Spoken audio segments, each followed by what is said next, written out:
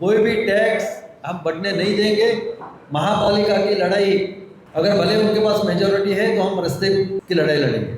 आपको याद होगा 2017 में इलेक्शन होने के बाद तुरंत 2018 में इन्होंने टैक्स बढ़ाए, सत्ता में आते ही टैक्स बढ़ा दिया।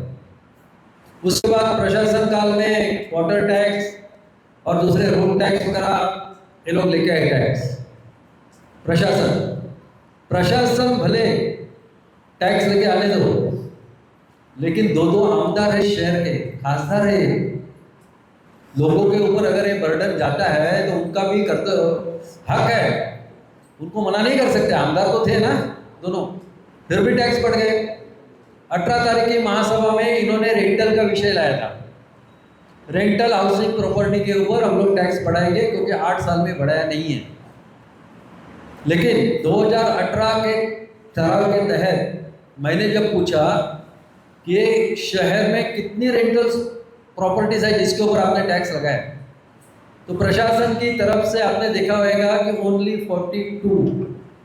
अगर नया नगर में भी घूमेंगे ना तो कम से कम 100 से 150 प्रॉपर्टीज बड़ी, मैं छोटे दुकानदारों की नहीं बात कर रहा, बड़ी प्रॉपर्टीज मिल जाएगी। तो पूरे शहर में इन्होंने क्या किया है, और वो टैक्स बढ़ाया, रेटेबल वैल्यू का बढ़ाया, टैक्स का रेट सेम रखा।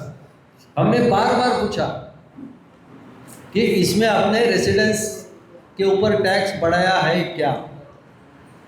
डायस से हमें झूठ बोला गया, क्योंकि ये लोग जो ठहराव पढ़ते हैं वो ठहराव समझ में नहीं आता है, जो लैंग्वेज में, जो फास्ट स्पीड में पढ़ते हैं तभी। तो हमने बार बार डायस से पूछा, महापौर से पूछा, उपमहापौर से पूछा कि आपने रेसिडेंस के ऊपर टैक्स बढ़ाया है क्या।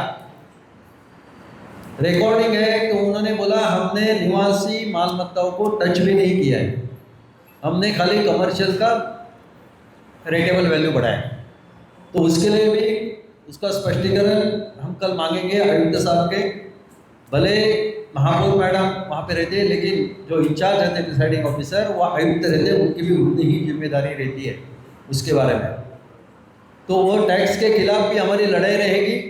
कोई भी टैक्स हम बढ़ने नहीं देंगे। महापालिका की लड़ाई, अगर भले उनके पास मेजोरिटी है तो हम रस्ते की लड़ाई लड़ेंगे। हाउसिंग टैक्स में भी उन्होंने रेट बढ़ाया है।